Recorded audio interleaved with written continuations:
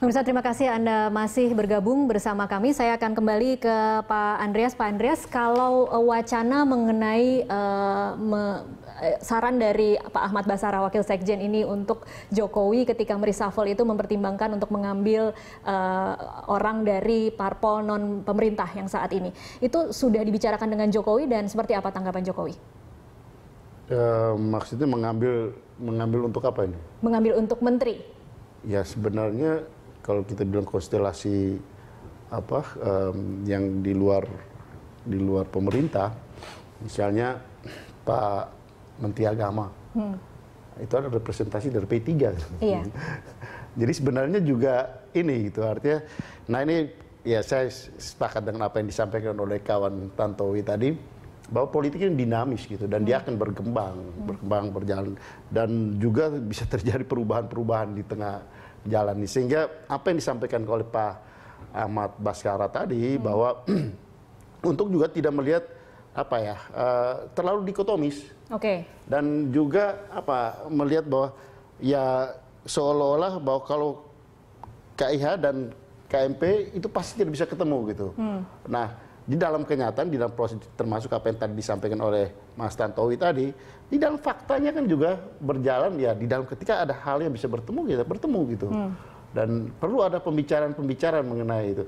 Nah, memang akan menjadi lebih bagus usul dari Pak Ahmad Basarah itu kalau itu menjadi lebih formal. Menjadi lebih formal melalui keterlibatan di dalam pemerintahan. Tapi tentu itu juga akan memberikan konsekuensi terutama yang menyangkut ya komitmen dukungan terhadap pemerintahan Pak Jokowi dan Pak JK gitu. Nah, itu yang harus baik secara formal maupun di dalam prakteknya ke depan itu harus clear. Gitu. Pak Andreas, kalau kita kemudian kembali mengingat statement masih dari Pak Ahmad Basarah beberapa hari yang lalu mengatakan PDIP minta jatah 5 kursi menteri lagi, kemudian minta juga memberikan jatah bagi KMP. Ini kalau kemudian wacananya seperti ini, kan tidak mungkin kemudian jatah PDIP berkurang. Apakah jatah partai pendukung parpol politik yang saat ini ada di kabinet akan dikurangi atau jatah dari profesional yang akan dikurangi? Profesional yang mana nih? Menteri dari profesional, Pak, bukan ada partai profesional. Bukan dari partai politik maksud saya, Pak. Ya, saya kira di partai juga banyak profesional, Mbak. Nah, kenapa? Juga membuat dikotomi tadi seolah-olah profesional dan kita akan coba hadirkan partai politik. Kami akan coba hadirkan. Sebenarnya juga faktanya juga tidak seperti itu gitu. Kita akan coba hadirkan datanya. Ada menteri yang berasal dari parpol dan ada menteri yang berasal dari kalangan profesional supaya Pak Andreas bisa mengerti apa yang saya maksud. Di sini adalah menteri-menteri yang berasal dari parpol. Kita tahu secara jelas Cahyokumolo, Yasona Lauli, Yudi Krisnandi dan Anak Agung Gede Ngurah Puspayoga. Kemudian Saleh Husin, Hanif Dakiri dari PKB, Siti Nurbaya dari Nasdem, Ferry Mursidan Baldan dari Nasdem, Puan Maharani dari PDI Perjuangan, Lukman Hakim dari P3, M. Nasir dari PKB, Imam Nahrawi dari PKB, dan kemudian Marwan Jafar dari PKB, dan Tejo Edi Purjiatno dari Nasdem. Ini yang berasal dari parpol, kemudian inilah yang dianggap sebagai berasal dari kalangan profesional, Pak Andreas. Ini Pratikno, Andri Novcaniago, Indroyono Susilo, Ignatius Yonan, Susi Pujiastuti, Arif Yahya, Sudirman Said, Retno Marsudi, Ria Mizar Triakudu, Rudiantara, Sofyan Jalil, dan masih ada banyak sejumlah nama lagi, sebanyak 20 menteri berasal dari kalangan profesional. Ini sesuai dengan janji Presiden Joko Widodo yang mengatakan 60-40. Ketika ada wacana PDI minta 5 kursi menteri lagi dan kemudian meminta KMP dimasukkan, yang mana yang harus dikurangi, Pak Andreas? Saya kira mungkin pembagian lebih tepat partisan dan non partisan gitu. Jadi mereka yang ada di partai politik yang mungkin dengan KTA-nya, kartu tanda anggota, dan mereka yang bukan partisan gitu. Yang mana yang akan dikurangi? Nah, saya kira kalau pendekatannya adalah bagaimana efektivitas kabinet ini, buat saya kalau misalnya ya saran pada Bapak Presiden, ya cari orang yang profesional. Di partai juga banyak yang profesional, sehingga melihatnya tidak profesional, non profesional, tapi partisan non partisan gitu. Nah, dalam konteks ini saya lebih melihat bahwa bagaimana pemerintahan ini pertama dia harus didukung oleh partai-partai politik, terutama di kepentingan di DPR tadi. Kemudian juga mereka yang mempunyai kompetensi gitu. Kompetensi di sini saya kira kompetensi pertama, kompetensi fungsionalnya, dalam arti dia mengerti persoalan yang ada di kabinet itu pemerintah, dan juga yang penting juga dia memahami apa yang menjadi platform pemerintah, yaitu nawacita, untuk bidang yang akan menjadi bidang yang di pemerintahan, di kabinetnya gitu, di kementeriannya gitu. Itu penting, itu soal kompetensi gitu. Jadi ada kompetensi fungsional yang harus dia, dan yang berikut ada kompetensi politik.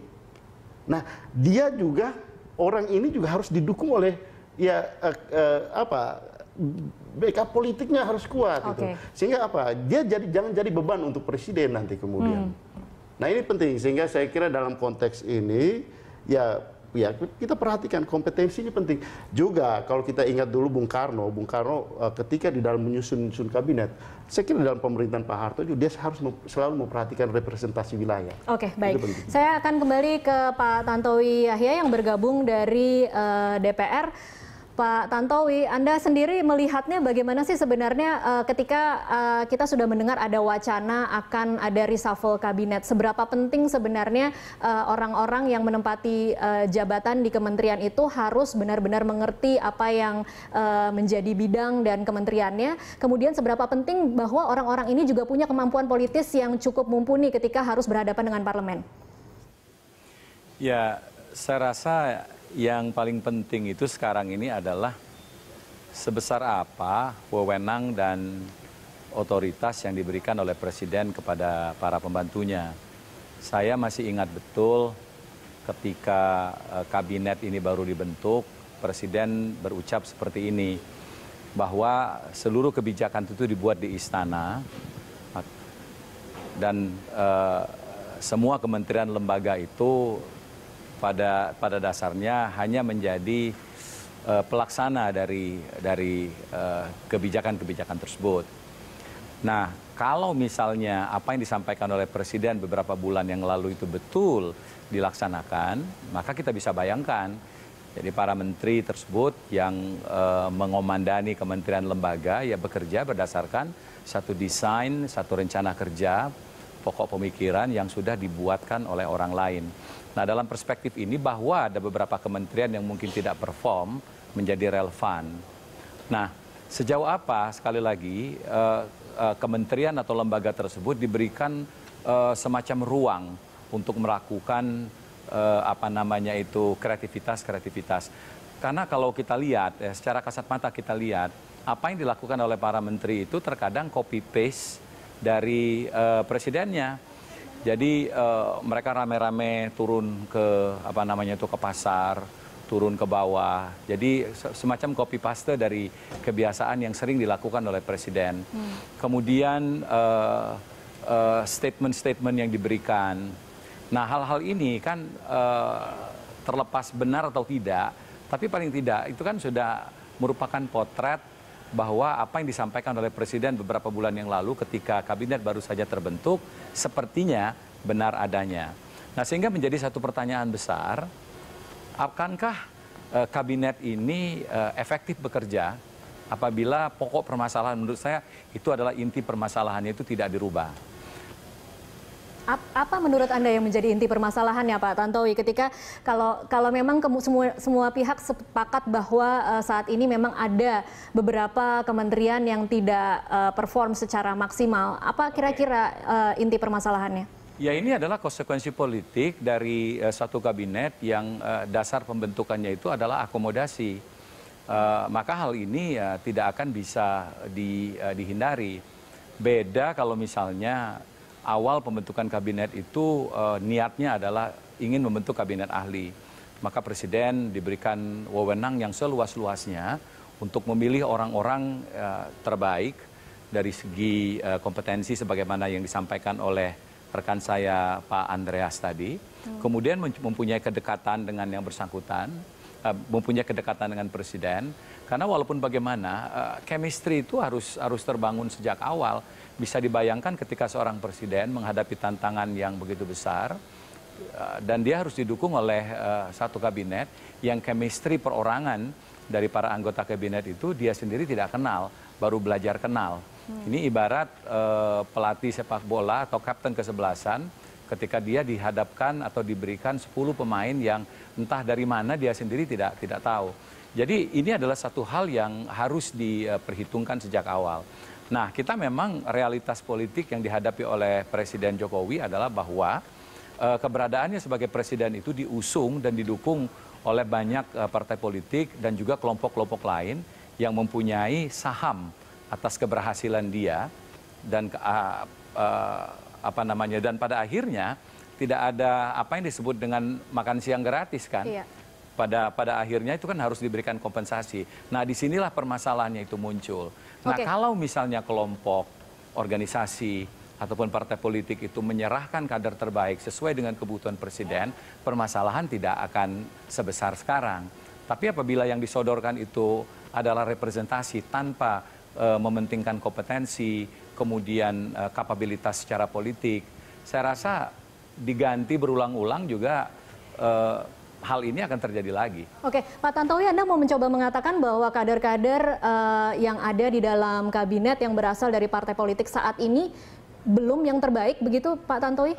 Ada dua hal, Tasya. Pertama adalah, ya kembali ke ucapan saya yang pertama, sebesar apa ruang yang diberikan oleh Presiden kepada menteri ataupun kepala-kepala lembaga setingkat menteri untuk melakukan kreativitas inovasi dalam menjalankan kementerian atau lembaga yang dia pimpin. Itu yang pertama. Nah, yang kedua adalah persoalan the right man on the wrong place dan juga the wrong man in the wrong place. Nah, permasalahan ini adalah sebagai dampak dari politik akomodasi. Nah, politik akomodasi ini sesungguhnya bisa diminimalisir apabila ada satu sikap bahwa oke, saya akan membantu presiden, saya akan mewakafkan kader terbaik saya dengan kemampuan tertentu untuk memperkuat posisi kabinet. Nah, tapi kan mari kita lihat apakah attitude dari partai-partai politik pengusung itu seperti itu. Kan tidak pada kenyataannya. Banyak yang sebagaimana dijelaskan oleh Bung Andreas tadi, kompetensi tidak memadai, kapabilitas politik juga masih so-so. Ya, pada akhirnya ya beban itu akan kembali lagi kepada presidennya sebagai komandan dari entourage ini. Oke, jadi kalau kemudian bisa diambil kesimpulan, apakah kemudian dari 20 nama yang berasal dari kalangan profesional atau yang tadi dikatakan Pak Andreas non-partisan terhadap partai politik manapun, itu sebaiknya memang direvisi, Pak Tantowi? Begini, saya sepakat dengan Bung Andreas. Dikotomi profesional dengan politik itu mestinya sudah tidak ada lagi. Karena pada kenyataannya banyak juga anggota partai politik, baik yang duduk di dewan maupun tidak, asalnya itu adalah profesional. Profesional yang sangat berhasil. Di sini ada banker, ada lawyer, ada ahli manajemen, ahli pertambangan, ahli perminyakan, yang kemudian mengabdikan dirinya sebagai politisi. Sebagian ikut pemilu dan menang menjadi anggota DPR, sebagian menjadi pengurus partai. Jadi kalau mengatakan bahwa seolah-olah kader partai politik itu kalah kualitas dan kemampuannya dibanding profesional, belum tentu. Nah, sebaliknya dalam pot profesional ini belum tentu juga kemampuannya itu melebihi kader-kader dari partai politik. Jadi ke depan kalau menurut saya kita jangan lagi lihat itu. Kalau memang misalnya kader-kader partai politik pengusungnya itu memenuhi persyaratan, baik secara kompetensi apalagi kapabilitas politik, kita sudah tidak usah lagi lihat latar belakangnya. Yang penting kabinet itu kabinet kerja.